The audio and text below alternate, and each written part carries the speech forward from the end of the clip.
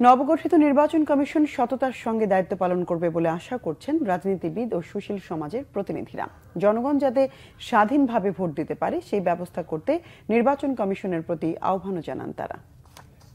এই নির্বাচন কমিশন জনগণের প্রত্যাশা অনুযায়ী একটি নির্বাচন দিবে যেখানে জনগণ স্বাধীনভাবে ভোট দিতে পারবে, যাকে ইচ্ছা তাকে ভোট দিতে পারবে এবং সকল পর্যায়ে সংসদ থেকে শুরু করে লোকাল গভর্নমেন্ট পর্যায় পর্যন্ত জনগণের প্রতিনিধি জনগণ নির্বাচিত করতে পারবে। আমাদের হতে হবে রিয়েল নির্বাচন কমিশন, যারা জনগণের ভোটকে নিশ্চিত করবে, কোনো সরকারের কিংবা কোনো ব্যক্তির পদলেহন করবে না।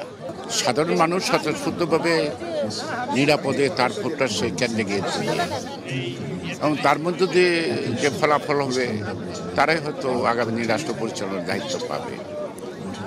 এবং নির্বাচন কমিশনের যথেষ্ট আছে, ক্ষমতা আছে।